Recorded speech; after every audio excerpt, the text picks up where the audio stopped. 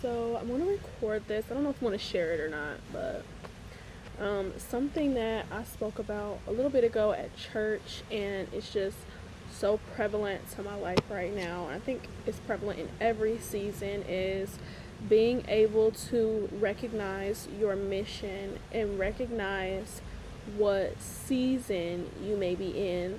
I think a lot of the times in saying we, I mean myself, so I'll just speak to myself.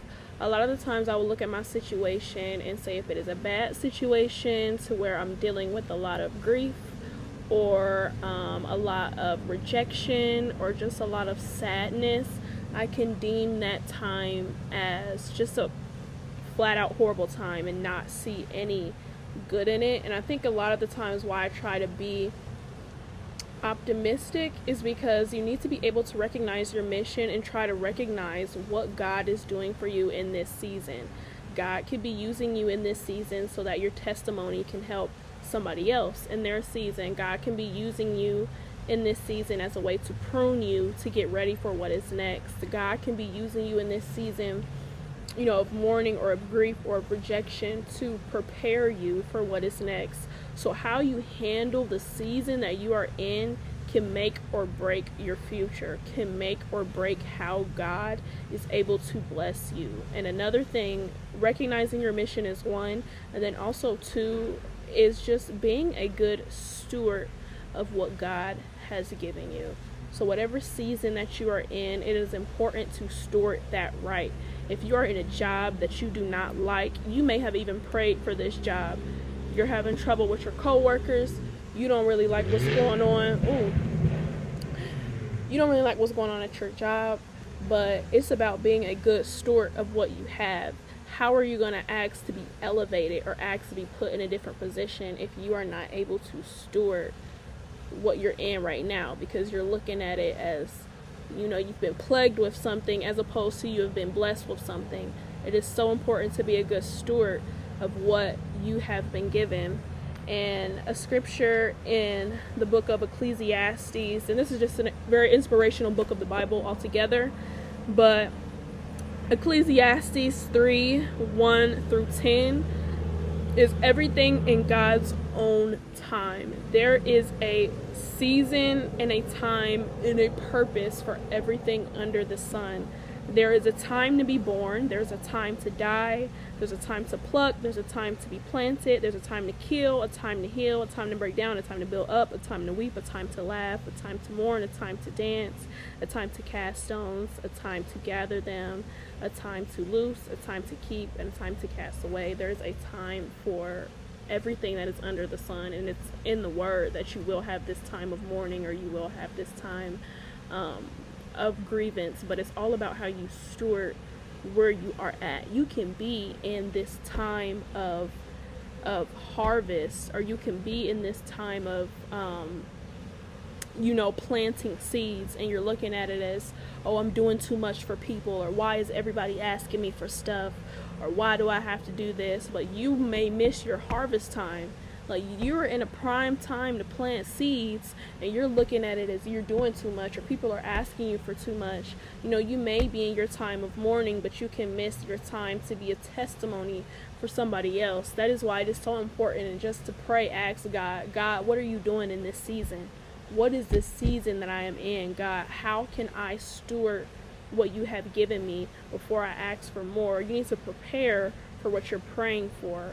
Because you can get what you're praying for and not be prepared for what comes along with that. May not all just be good, but what you're praying for has its own struggles as well. Everything has a different side. Not everything is going to be exactly what you suspect it to be. So just for myself, being able to really discern, and discernment is another amazing thing to have, but being able to discern where you are in life and being able to discern your season. And sometimes you will have to ask God, what is this season that I am in, so I am able to steward it well? Am I in my season of giving, so I'm able to give without a grudging heart? Am I in my season of praying for other people? Am I in my season of planting? Am I in my season of harvesting? Asking God, what season am I in, so I can steward this well? Because you do not want to be in a place to where you are missing your blessing.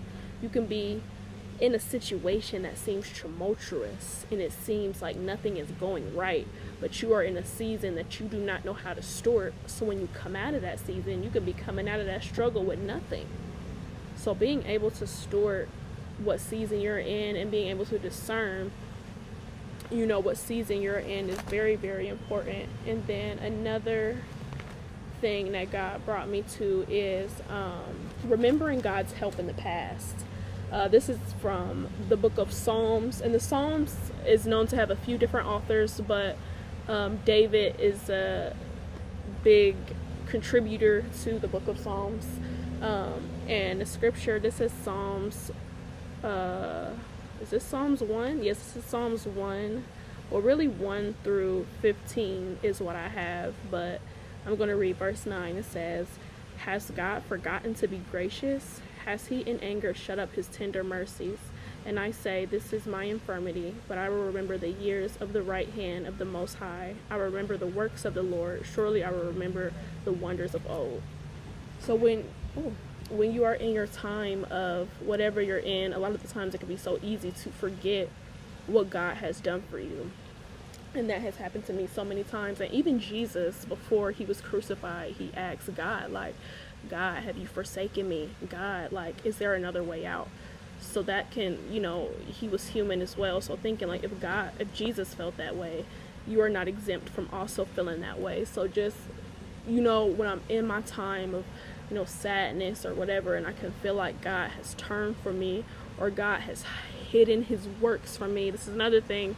It says, this is Psalms 1 verse 2. It says, or Psalm 77, if I'm reading the things right. "In the day of my trouble, I sought the Lord. My sore ran in the night and ceased not.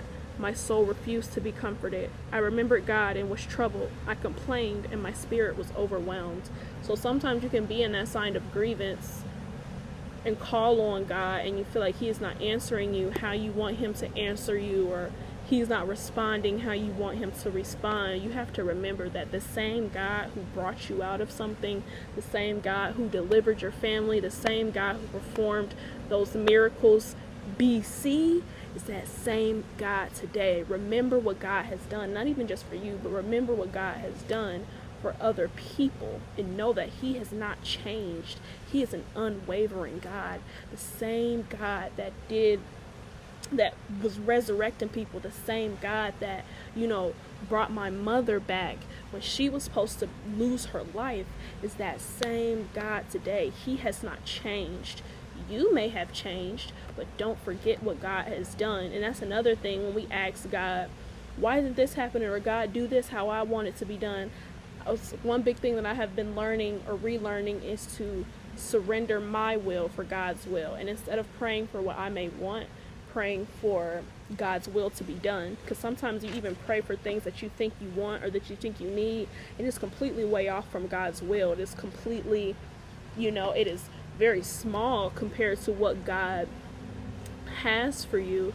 So just remembering who God is, who God was, because he is that same God today and all the time. So really the main thing that I want to get across is to just recognize your mission, recognize your season, ask God for discernment, pray for wisdom, ask God to reveal to you what he is doing right now.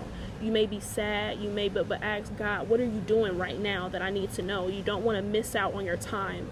You don't want to miss out on this season, because once you come up out of this season, you're going to need those things to be able to transition. So this can be a nice period that you are preparing yourself for that transitional time. So just recognizing your mission, praying for discernment, and praying that you're able to steward well whatever God has for you. Because if you're complaining about something or you don't like the season that you're in, there's no way God will bless you with something else if you're not prepared for it. We ask God, oh God, I want this. I want this new house. I want this new car. You ain't saved no money yet. Oh God, I want to be in a relationship. You're not abstaining from sex. You're still talking to people who you shouldn't be talking to. God is not going to bless you with your partner if you're still doing, you know what I'm saying? So prepare for your blessings. Prepare for what God is going to do for your life, because he's going to do it if you're able to surrender and lay down what you want, die to your flesh. It's a daily battle to deny your flesh and surrender your will for God's will.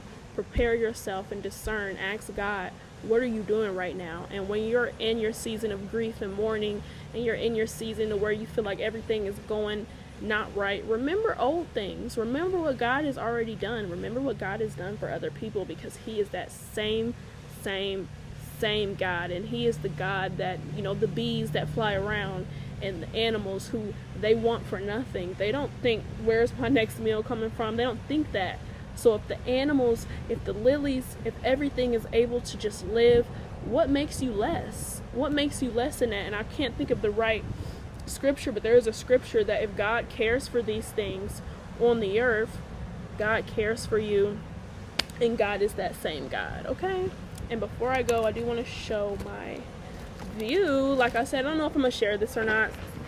I don't usually share my video diaries, but I was kind of using this as just like a general video. But at the VA, and I just absolutely love this view. Like, this is the Grotto Gardens, and absolutely beautiful to come and sit and read the word. So